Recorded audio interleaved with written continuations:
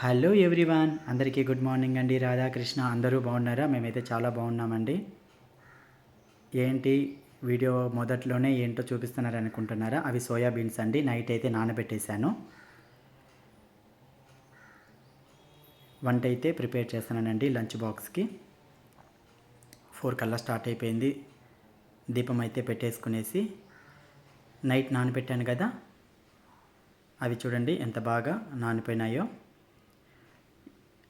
అవి చిక్కుడుకాయలండి. మేమైతే మొట్టికాయలని కూడా అంటాము. మీరేమంటారో కామెంట్ చేయండి. అవి వాటిని ఒలిచేసేసి నీట్గా కడిగేసి 1 టీ స్పూన్ ఉప్పు వేసి తగినన్ని నీళ్లు వేసి ఒక 3 విజిల్స్ అయితే పెడతానండి.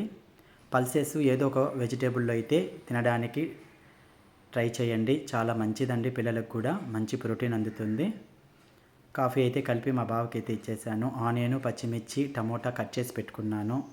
ఆ పచ్చి కొబ్బరి వచ్చేసి మసాలాకండి. నేను పచ్చి కొబ్బరి ఖచ్చితంగా ఏదో ఒక దాంట్లో వేస్తూ ఉంటాను. పచ్చి కొబ్బరి, పల్లీలు.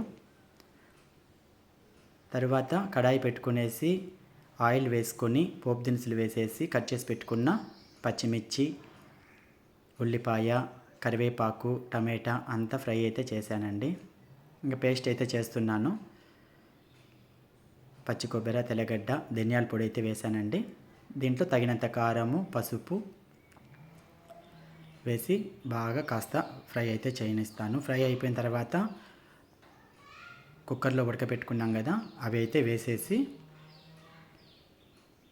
చక్కగా కూర అయితే మనకు తగినన్ని నీళ్ళు అయితే వేసేసుకునేసి మూత పెట్టేసుకున్నామండి. మూత అయితే పెట్టేసుకోవచ్చు. గుజ్జుగా కావాలా, చపాతీలో కావాలనుకుంటే కన్నా కొంచెం గుజ్జుగా పెట్టుకోవచ్చు. లేదంటే అన్నంలోకైనా దాంట్లోకైనా కూడా బాగుంటుంది. కొంచెం నీళ్లు వేసేసుకొని గుజ్జుగా పతలాగా అయినా పెట్టుకోవచ్చు. చాలా బాగుంటుందండి, ట్రై చేయండి. పల్సెస్ అయితే తినడానికి ట్రై చేయండి, పిల్లలకు పెట్టడానికి ట్రై చేయండి. చాలా హెల్దీ అండి. నేనైతే మా పిల్లలైతే రెడీ అయిపోయినారు. వాళ్ళకైతే జడ అయితే వేసేసాను. నేను ఎలా వేసానో కామెంట్ చేయండి. నాకు వచ్చినట్టయితే వేసాను.